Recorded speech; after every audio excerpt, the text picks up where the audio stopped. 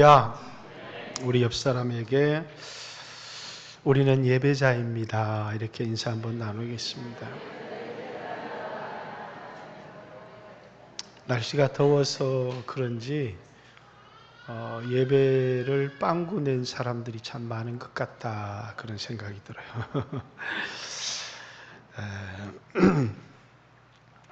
이제 이번에 몽골에 가서 제가 이제 청년들을 데리고 세미나를 했습니다.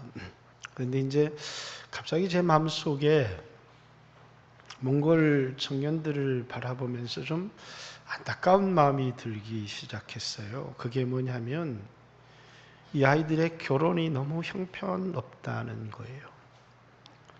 이제 26, 27 이렇게 되어서 결혼을 하는 청년들도 있지만 대부분이 18, 19, 20살 때 그냥 좋아하는 남자를 만나서 살다가 아기를 낳고 이렇게 결혼하는, 그래서 한 가정에 들어가면 아이들은 많이 놓았는데 아이들 아버지가 다 달라요.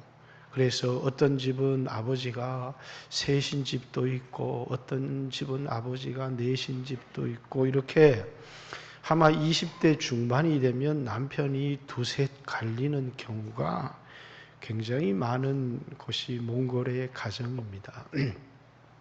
그래서 이제 둘째 날 세미나를 하면서 이제 사랑한다고 아무렇게나 만나서 자고 살아서는 안 된다, 그런 이야기를 했습니다. 사랑은, 책임질 수 없는 사랑은 그건 사랑이 아니다. 사랑은 끝까지 책임질 수 있어야 되고 그 행동에 대한 책임을 져야 되는 것이다, 그런 이야기를 하면서 예수님의 십자가의 사랑, 우리를 끝까지 책임지시는 예수님의 십자가의 사랑을 이야기를 했는데, 그 세미나를 마치고 이런 마음이 들었어요. 도대체 몽골의 부모님들은 어떤 자식들에게 역할을 하는 걸까? 자식들이 이렇게 나가서 아무 남자를 만나고 아무 여자를 만나서 결혼을 하고 나가서 아무렇게나 살아가는데 왜 부모들은 아무런 조언이나 충고나 그들을 인도하는 이런 일을 전혀 하지 않을까?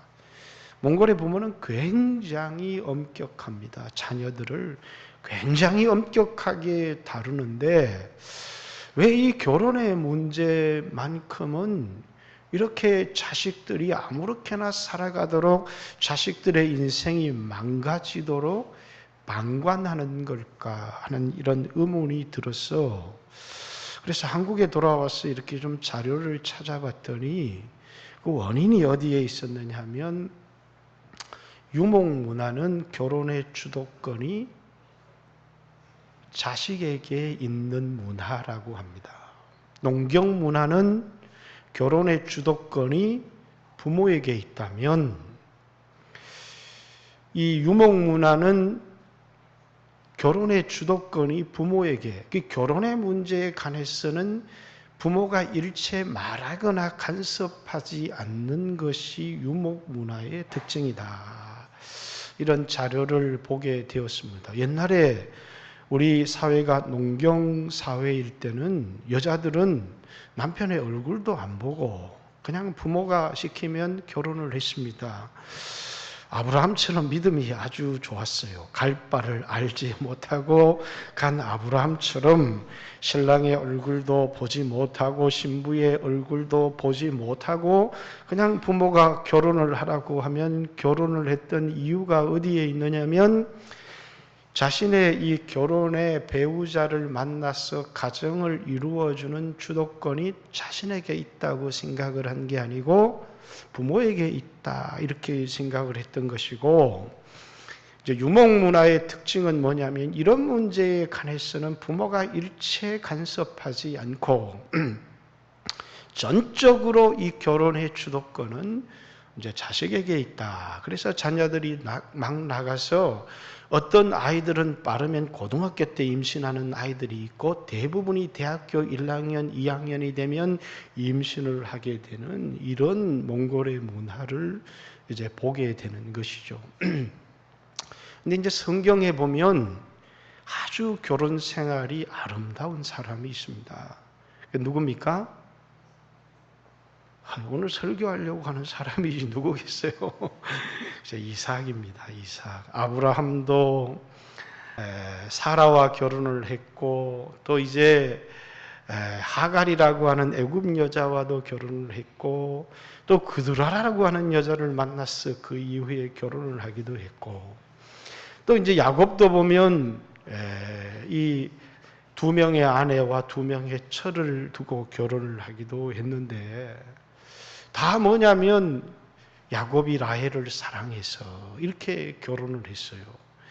그런데 이삭만큼은 오직 한 여자 리브가를 만나서 평생을 사랑하며 살았다. 이렇게 2 아들을 낳고 평생을 사랑하며 살았다. 이런 그의 결혼에 관한 기록이 나와 있습니다. 그런데 유목 문화 속에서 이삭은 나이가 40이 되도록 결혼을 하지를 않았고 이제 아들을 낳았을 때가 나이가 60에 자식을 낳았습니다. 이 유목 문화 속에서 굉장히 늦게 결혼을 한 것인데 근데 이 이삭은 철저하게 자신의 결혼의 주도권을 자신이 가지고 다른 형제들은 그 시대 가운데 전부 다 자기가 사랑하고 자기가 이뻐하는 사람들과 만나서 결혼을 하고 이렇게 했는데 이삭만큼은 전혀 그런 식으로 결혼을 하지 않았다라는 것입니다. 이삭의 결혼은 아버지가 주도를 하는 것 같아요. 자식의 결혼을 아버지에게 맡겼더니 아버지가 늙은 종을 불러다가 엘리에셀을 불러다가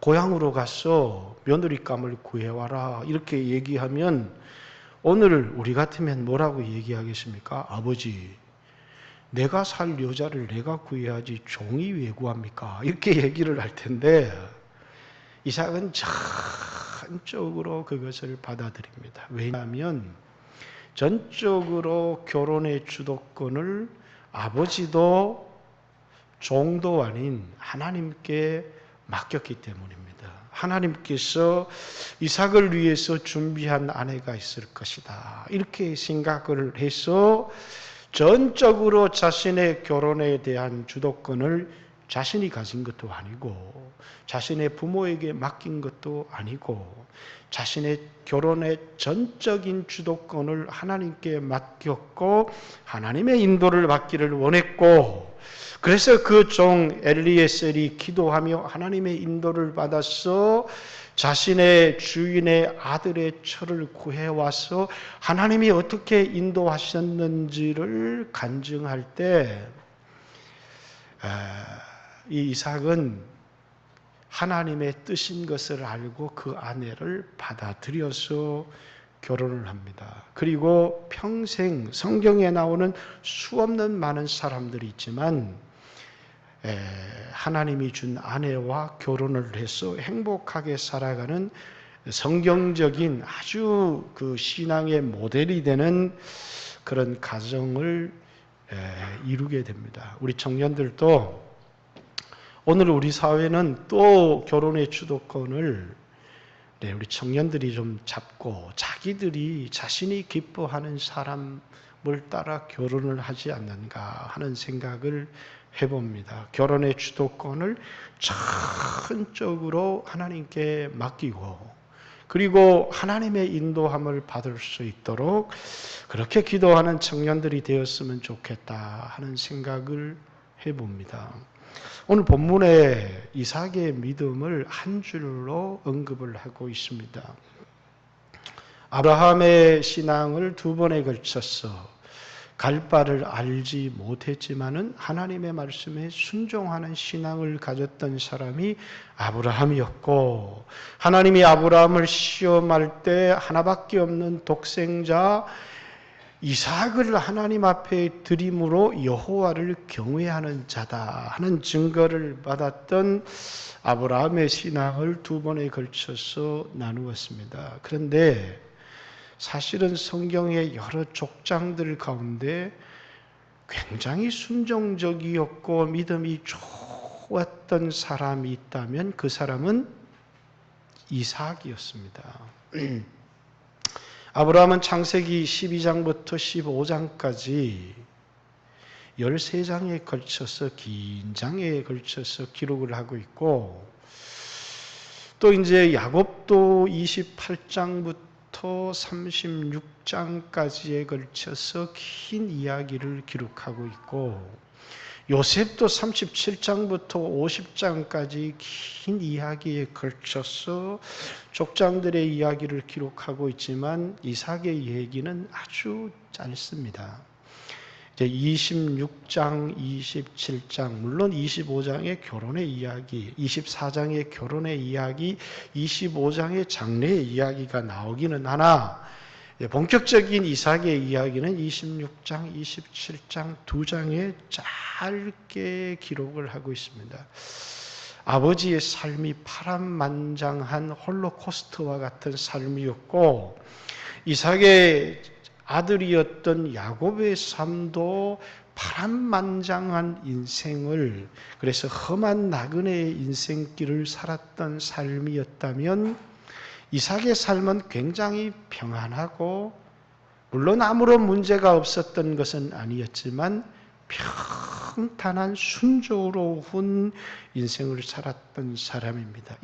이삭은 태어날 때부터 하나님의 말씀이 현실이 되어진, 그래서 이삭이라고 하는 이 사람 자체가 말씀이 성육신이 되어진 사람이요, 10대 때는 이삭이 하나님 앞에 바쳐진 번제의 제물로 바쳐지는 놀라운 경험을 했던 사람입니다. 결혼에 관해서도 철저히 하나님의 인도를 받았던 사람인데, 근데 이제 이 사람이 똑같이 믿음의 어려움들을 겪게 합니다. 특별히 두 가지 문제가 있었는데, 창세기 26장에 보면 흉년이라고 하는 문제, 그리고 이제 26장 후반에 보면 이 그랄 지방의 사람들과 우물 때문에 갈등하는 이런 문제를 이제 이삭도 겪게 됩니다. 그런데 이삭은 놀랍게 이 두 문제, 하나는 환경의 어려움의 문제였고 또 하나는 인간관계의 어려움의 문제였는데, 이삭은 이런 모든 문제를 믿음으로 멋지게 극복합니다. 이 모든 문제 가운데 그가 보여준 것은 믿음의 삶이었습니다. 그런데 놀랍게 히브리서 11장 20절에 이삭의 믿음을 기록할 때 그의 결혼의 사건, 번제물로 드려졌던 사건, 또는 흉년을 맞이해서 그랄 지방으로 내려가서 그곳에서 하나님을 경험한 사건이나 또 우물 파는 갈등의 문제 가운데서 믿음으로 어떻게 하나님을 경험했는지 그의 멋진 믿음의 모습들을 다 제쳐놓고 이삭에게 있어서 가장 불순종의 한 부분을 부각시켜서 그의 믿음을 설명하고 있습니다. 먼저 여러분, 이삭에 흉년이 들었어요. 이제 창세기 12장에 아브라함이 가나안 땅에 갔을 때 그 땅에 흉년이 들어서 아브라함은 애굽 땅으로 내려가서 아내를 잃을 뻔했습니다.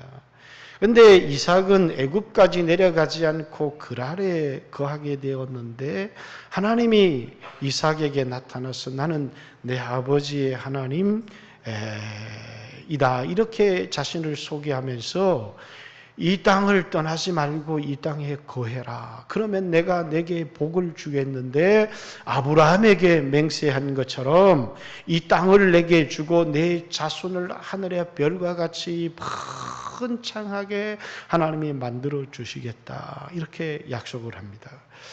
이삭은 그 말을 듣고 그랄 땅에 거하였더니 농사를 지어서 100배의 수확을 얻었다. 그는 농사의 전문가가 아닙니다. 양치기의 전문가였는데 그랄에서 농사를 지어서 100배의 결실을 얻었다. 그는 하나님의 말씀에 순종을 했고 그 순종한 결과로 거부가 되었고 엄청난 물질의 축복을 받았다. 우리도 몽골에 갈 때마다 이삭 토스트의 소스를 가지고 가는데 설교를 하려고 이삭 검색을 했더니 전부 다 토스트 얘기밖에 안 나와요. 근데 이삭은 토스트의 이름이 아니고 이삭 토스트를 만든 사람이 이삭이 그랄에 거주했더니 말씀에 순종했더니 100배의 결실을 하였다라는 그런 말씀, 그 약속의 말씀을 가지고 창업을 한 것이었죠. 그렇듯이 이삭은 하나님의 말씀에 순종을 해서 그것에서 축복하시는 하나님을 경험했습니다. 그런데 그 이삭의 축복이 그랄에 거하는 아비멜렉과 그의 백성들에게 시기의 대상이 되었습니다. 그래서 이삭이 우물을 파는 곳마다 그래서 처음에는 에색이라고 했다가 시딤이라고 했다가 왜냐하면 우물을 파면 그 사람들이 와서 우리 것이다 이렇게 얘기하고 또 우물을 파면 또 우리 것이다. 그런데 이삭은 이 모든 것을 양보합니다. 골짜기에 와서 우물을 팠는데 거기에는 다투지 않았다 해서 르호봇이다 이렇게 셈의 이름을 지었습니다. 그리고 이제 부엘세바로 옮겨가서 또 그곳에서 셈을 팠더니 세바라고 하는 셈을 얻었는데 그래서 그 지역이 부엘세바가 되었다. 이렇게 성경은 이제 기록을 하고 있습니다. 그냥 우물을 파는 문제는 우리에게는 아무것도 아닌 것 같지만은 이제 고대 근동의 양을 치는 사람에게 우물 하나는 오늘날 삼성과 같은 대기업을 일으키는 것과 같은 어마어마한 일입니다. 그래서 우물을 쉽게 얻을 수 있는 문제가 절대로 아닙니다. 모든 전쟁과 싸움은 이 땅은 기름보다 더 중요한 게 지금은 그 땅이 기름으로 인한 전쟁이 일어났지만 그 땅에 가장 중요한 것은 물이었습니다. 그런데 이삭은 양보하고 양보합니다. 그 왜 양보하고 왜 양보하느냐? 양보는 두 종류의 사람이 양보를 해요. 양보를 안 하면 죽어야 되거나 힘이 없는 사람. 비굴한 양보를 하기도 하고 또 하나는 뭡니까? 정말 자신 있고 가진 사람이 양보를 하는 것입니다. 이삭은 힘이 없고 비굴한 양보를 한 사람이 결코 아니었습니다. 그는 하나님이 자신을 축복하고 이 땅을 너와 내 자손에게 주리라고 하는 하나님의 약속의 말씀에 대한 확신을 가졌던 사람입니다. 여러분, 하나님으로부터 약속의 말씀을 받았다고 할지라도요, 그것을 내가 욕심으로 쟁취하는 것은 믿음이 아닙니다. 다시 말해서 이삭의 삶에 있어서 아내를 얻는 문제에 있었어도 자신이 사랑하고 자신이 좋아하는 사람을 쟁취하는 것이 아니고 하나님의 인도를 받듯이 다윗이 사무엘을 통하여 기름 부음을 받았지만 사울 왕을 죽이고 왕자를 차지하는 것이 믿음의 길이 아니라 하나님께서 약속하신 것을 어떻게 이루는지 자신이 자신의 욕심으로 왕의 자리든 아내든 땅이든 쟁취하는 것이 믿음이 아니라 이것은 하나님이 이루실 것이다라는 사실을 하나님께 전적으로 의탁을 하는 것입니다. 그렇기 때문에 이 땅을 얻는 일에 있어서도 아브라함도 그렇고 이삭도 그렇고 야곱도 그렇고 자신들의 힘으로 이 땅을 정복하거나 힘으로 차지하는 것이 아니라 하나님을 바라보고 전적으로 내가 차지하는 땅이 아니라 하나님이 주실 땅을 기대하는 것입니다. 내가 아내를 차지하는 것이 아니라 하나님이 주실 아내를 기대하는 것입니다. 이것이 뭐라고요? 믿음입니다. 다윗도 사울 왕을 죽일 기회가 있었지만은 사울을 죽여서 왕의 자리를 빼앗았다면 그것은 다윗의 믿음이 아닌 것입니다. 하나님의 약속을 믿고 하나님의 약속을 바라보면서 내가 그 땅을, 그 왕을, 그 지위를 쟁취하는 것이 아니라 하나님이 주시기를 믿음으로 기다리는 것이 참다운 신앙이다라는 것입니다. 그래서 다윗은 왕위를 자신의 힘으로 쟁취하여 뺏은 것이 아니라 하나님이 그에게 왕위를 주신 것입니다.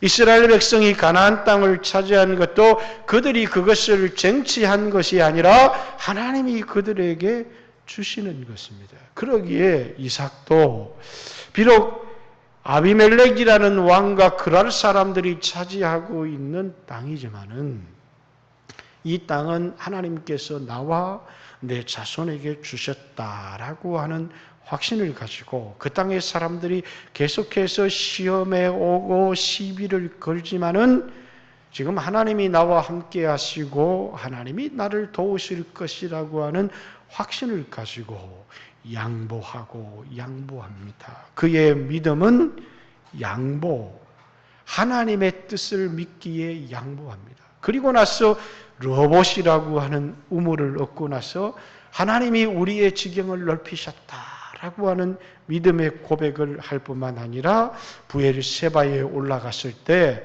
아비멜렉이 그 군대 장관 비골을 데리고 와서 이 이삭과 조약을 맺기를 원합니다. 왜냐하면 그는 양보하는 사람, 그래서 별 볼 일 없는 사람처럼 보였는지 모르지만은 이전에 군대 장관 비골의 눈에도 왕인 아비멜렉의 눈에도 이삭과 함께 하시는 하나님을 보았기 때문에 이제는 다시는 당신을 침공하거나 당신을 괴롭히지 않을 뿐만 아니라 당신도 우리에게 그렇게 하고 우리에게 복을 빌어 달라고 하면서 도를 세워서 평화의 협정을 맺게 되는 것은 결코 이삭이 만만하거나 작은 사람이었기 때문이 아니라고 하는 것입니다. 그는 믿음으로 사람들과의 갈등의 문제를 믿음으로 해결해 나갈 수 있는 믿음이 있었던 사람이고 물질의 어려움이나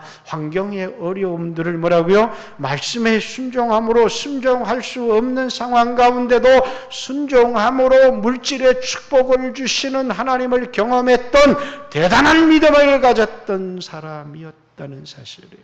그러나 히브리서 11장은 그의 결혼, 그의 흉년의 문제, 또 그의 인간관계의 믿음의 문제들을 다 생략해버렸습니다. 그리고 한 가지 문제를 기록하고 있어요. 장래 일에 대하여 자식을 축복하는 이 문제를 기록하고 있습니다. 아마 이 문제에 있어서는 이삭이 가장 문제를 보였던, 어려웠던, 여러분 오늘 우리의 신앙에도요 어떤 사람들은 헌금을 잘 드려요. 어떤 사람들은 전도를 잘해요. 근데 어떤 사람들이 한 가지의 문제가 있는 거예요. 그게 뭐냐면 자식 신앙에, 자식에 관하여 눈이 어두워 버린 사람이 있어요. 어떤 사람은 자식 교육 잘해요. 어떤 사람은 물질 문제도 잘해요. 그런데 명예의 문제에 눈이 어두워져 버린 사람이 있어요. 이삭이 나이가 늙고 눈이 어두웠다. 이렇게 창세기 27장에는 기록하고 있습니다. 원인이 나이가 많이 들어서 어두웠다. 이렇게 하지만 그가 영적인 분별력을 잃어버린 것을 말하고 있습니다. 하나님이 자신의 아내 리브가가 임신을 하지 못해서 기도를 했더니 임신을 하게 되었는데 쌍둥이를 임신을 하게 되었습니다. 그때 하나님께서 말씀해 주십니다. 내 복중에 두 민족이 있는데 큰 자가 작은 자를 섬기리라. 이렇게 그래서 이 작은 자 야곱이 하나님이 선택한 사람이다라고 하는 하나님의 의중이 하나님의 마음이 에서에게 있는 것이 아니라 야곱에게 있다는 분명한 뜻을 리브가에게도 이삭에게도 하나님은 계시했습니다. 그런데 두 자식이 태어날 때부터 문제가 생기는 것입니다. 이제 둘째가 태어나는데 형의 발목을 잡고 태어나는 거예요. 이 발목을 잡고 태어났다. 여러분 이 유목민들에게 있어서도 그렇고 그리스 로마 얼마 전에도 그런 설교를 했지만 이 사회에서는 발목을 잡아서는 안 돼요.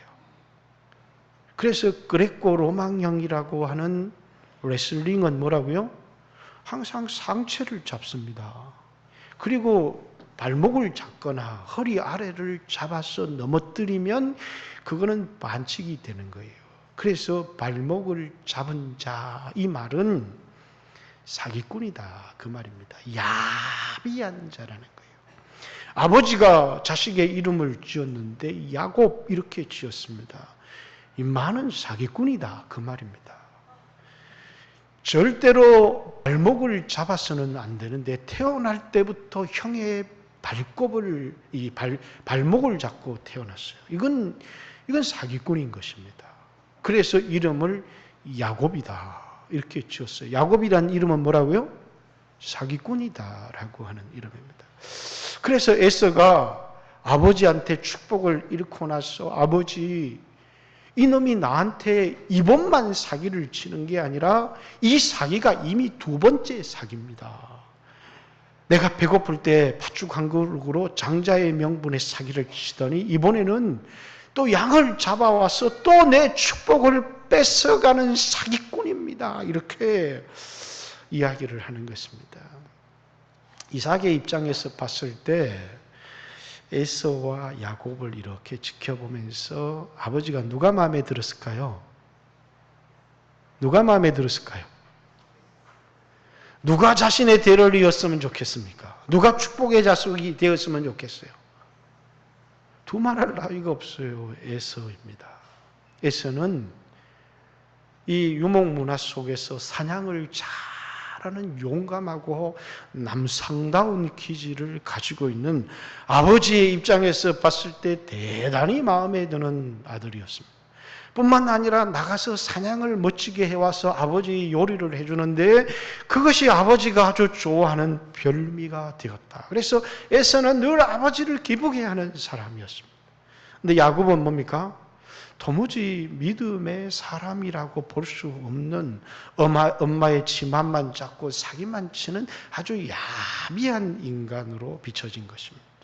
그래서 하나님의 말씀은 있었지만 이삭은 에서를 축복하기로 마음을 먹었습니다. 그것이 이삭이 영적인 분별력이 을 잃어버린 눈이 어두워졌다라고 하는 그런 표현입니다. 다시 말해서 야곱에게 있어서 중요한 것은 하나님이 복중에서부터 그를 선택했다는 선택의 교리와 성경은 아무리 형편이 없는 사람이라고 할지라도 하나님이 그 선택한 사람을 나그네 인생의 험난한 고난을 통해서 그를 어떻게 성화시켜 나가고 하나님의 백성이 되게 하는가를 보여주는 것이, 그래서 우리가 야곱에게서 볼 수 있는 것이 뭡니까? 선택과 성화의 교리를 야곱의 인생에서 우리는 찾아볼 수가 있습니다. 그런데 아버지 입장에서 뭐라고요? 야곱을 보니까 너무나도 여성스럽고 야비한 사기꾼의 모습을 도무지 하나님의 백성의 모습을 찾아볼 수가 없었고 축복할 수가 없었어요. 그래서 아버지가 얘기를 하는 것입니다. 이제 내가 언제 죽을지 모르겠다. 그래서 네가 사냥해서 고기를 잡아서 요리를 해서 내게 가지고 오면 내가 그 별미를 먹고 애써 너를 축복하겠다. 이렇게 얘기하는데 다행히 아버지 이삭은 영적으로 어두웠지만 어머니 리브가는 하나님의 뜻을 이해했던 것입니다. 그래서 그 얘기를 듣고 이제 양을 한 마리 잡아와라. 그러면 내가 요리해서 이제 너네 아버지에게 별미를 드리고 너는 형을 대신해서 축복을 받아라. 이렇게 얘기하니까 야곱이 축복은 받고 싶은데 나는 아버지 형과는 다르게 털이 없고 매끈한 사람인데 아버지가 쏟겠느냐 이렇게 얘기를 하니까 어머니 리브가가 하는 말이 축복은 네가 받고 저주는 내가 받으마 이렇게 이야기를 하면서 야곱이 축복을 받게 합니다. 그리고 이제 에서가 사냥한 고기를 잡아서 별미를 만들어서 아버지에게 가니까 아버지 사랑하는 아들 에서입니다. 그러니까 이삭이 보인 반응이 뭐예요? 내가 잘못 축복했나 보다. 그러면 앞에 축복 취소하고 너를 축복하마 이렇게 하면 될 텐데 두려움의 경련을 일으킵니다. 그것이 27장 33절에 나와 있는 말씀입니다. 왜 그랬을까요? 왜 그렇게 이삭은 두려워했을까요? 그는 그때서야 많은 신학자들이 이것을 이삭의 각성 이렇게 얘기를 합니다. 그때서야 인간의 뜻이 하나님의 뜻을 바꿀 수 없다는 사실을 깨닫고 인간의 눈으로 볼 때 아무 부족한 것이라고 할지라도 하나님의 의중이 에서에게 있는 것이 아니라 야곱에게 있다는 사실을 하나님이 깨닫게 하시는. 그래서 이삭은 울며 축복을 구하는 에서에게 너에게 줄 축복이 없다고 말하면서 그를 위하여 기도해 주기는 하지만 이 땅의 물질의 축복에 대해서만 이야기하지 아브라함이 이삭에게 이삭이 야곱에게 야곱이 그 자손들에게 축복했던 그 믿음의 축복 이 땅을 줄 뿐만 아니라 내 자손으로 말미암아 그건 여러 자손이 아니라 예수 그리스도로 말미암아 천하 만민이 복을 얻으리라고 하는 영적인 축복을 약속하지 않습니다. 오직 그 축복은 야곱이 받는 것이고 오직 믿음의 후손들이 받는 것이다 라는 것입니다. 그래서 여러분 돌아보십시오. 왜 창세기 히브리서 11장 20절에는 이삭의 이런 화려한 믿음의 여정들을 다 제쳐놓고 이삭의 가장 큰 약점이었고 어두웠던 이 부분 장래 일에 대하여 야곱과 에서를 축복했다 이렇게 기록하고 있을까요? 여러분 오늘 여러분과 저에게 있어서도요 믿음의 약점이 있어요. 그죠? 어떤 사람들은 돈에 대한 약점을 가진 사람이 있어요. 어떤 사람은 명예에 대한 약점을 가진 사람이 있어요. 어떤 사람은 육신의 쾌락에 대한 약점을 가진 사람이 있어요. 그 부분만 딱 들여다보면 전혀 믿음이 없는 것처럼 어떤 사람은 자녀에 대한 약점을 가진 사람이 있어요. 그런데 이게 내 약점이다라는 것을 아느냐? 전혀 알지 못한다는 거예요. 왜 알지를 못하느냐? 눈이 어두워서 소경이 되었기 때문에. 이삭도 뭐라고요? 이게 문제다라고 이렇게 생각했던 것이 아니라 이렇게 보니까 에서는 축복을 받을 만한 사람이었고 야곱은 전혀 그렇지 못한 사람이었어요. 근데 야곱의 눈은 이삭의 눈은 어두워져 있었습니다. 그래서 하나님의 뜻과 자신의 뜻이 전혀 배치되어 있다는 사실을 알지를 못했습니다. 그리고 이제 축복이 자기가 원치 않았던 야곱에게 축복이 가고 자기가 원했던 에서를 축복하지 못했다는 그 사실을 깨닫고 나서야 그것을 돌이키는 것이 아니라 하나님의 뜻을 전적으로 받아들이고 수용합니다. 자신의 뜻과 하나님의 뜻이 자신의 생각과 하나님의 생각이 전혀 다를 수 있어요.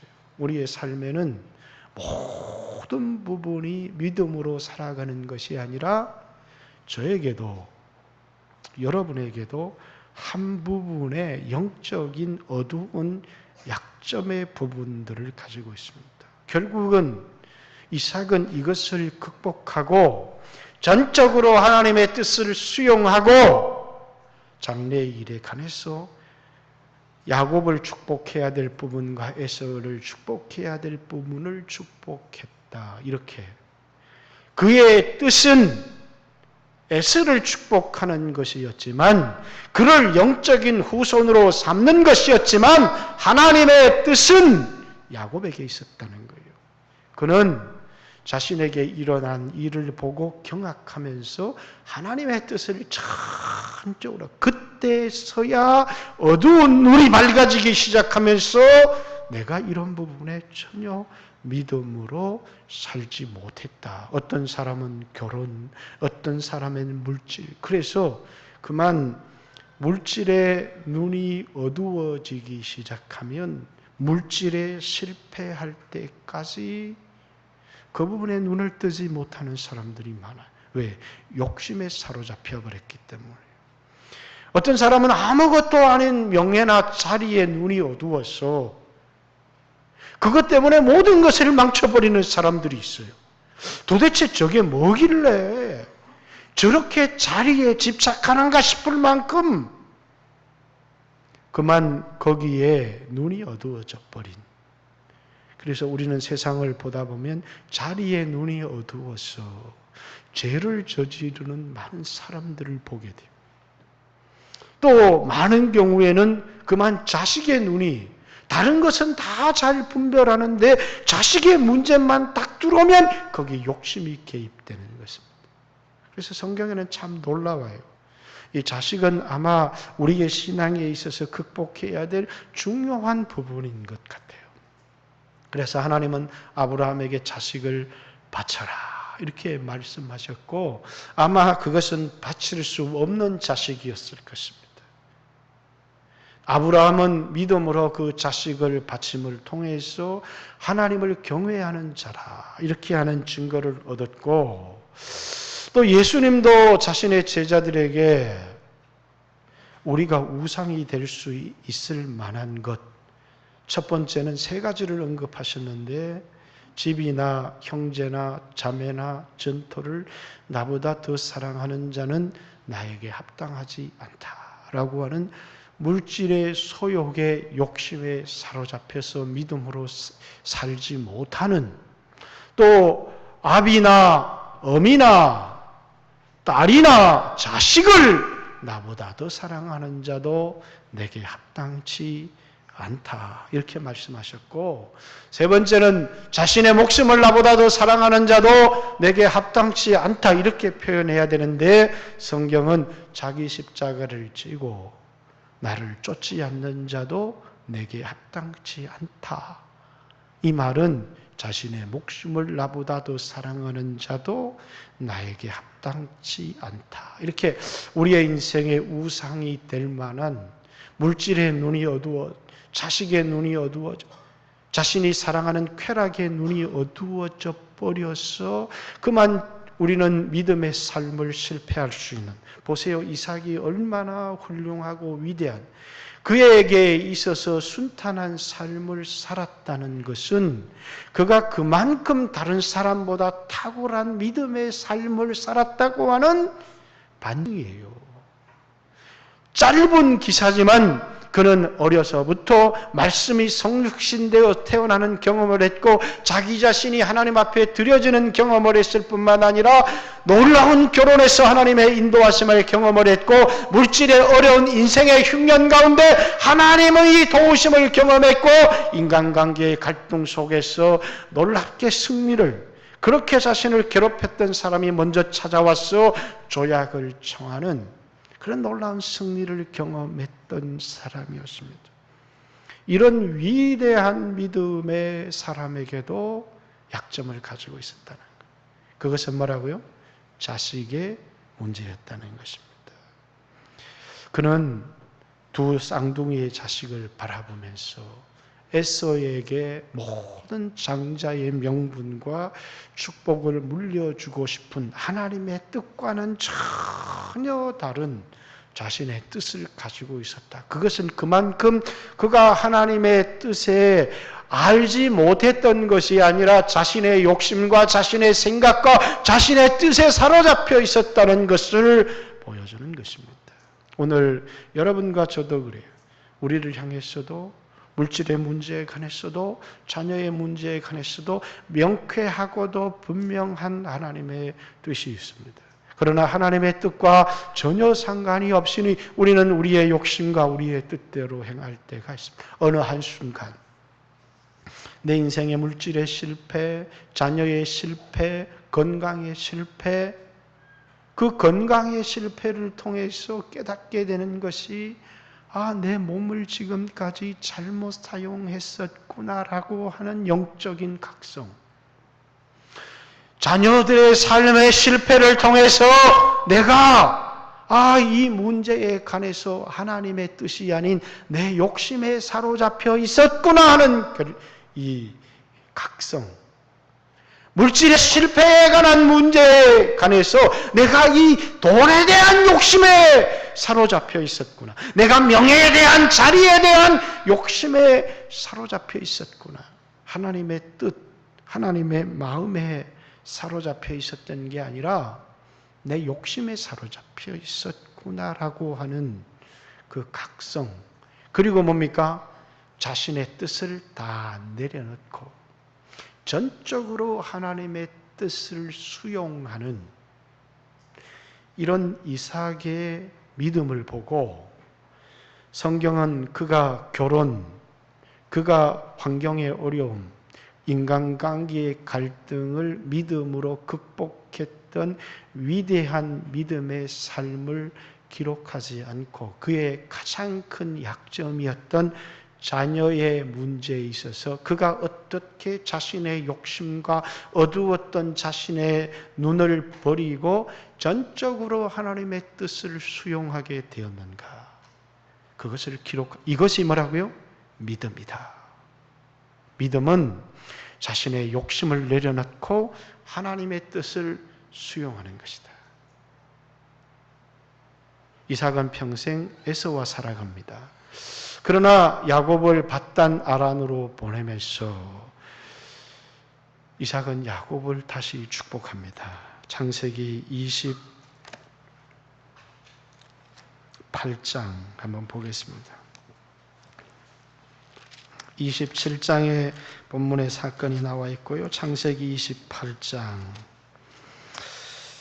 이삭이 야곱을 불러 그에게 축복하고 또 당부하여 이르되 너는 가나안 사람의 딸들 중에서 아내를 맞이하지 말고 일어나 밧단 아란으로 가서 내 외조부 부엘의 집에 이르러 거기서 내 외삼촌 라반의 딸 중에서 아내를 맞이하라. 전능하신 하나님이 내게 복을 주어 내가 생육하고 번성하게 하여 내가 여러 족속을 이루게 하시고 아브라함에게 허락하신 복을 내게 주시되 너와 함께한 내 자손에게도 주사 하나님이 아브라함에게 주신 땅 곧 내가 거류하는 땅을 내가 차지하게 하시기를 원하노라.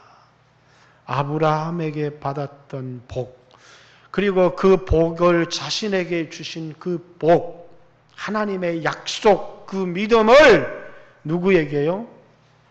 하나님의 뜻대로 야곱에게 축복하시는 그런 이삭의 모습을 보게 됩니다.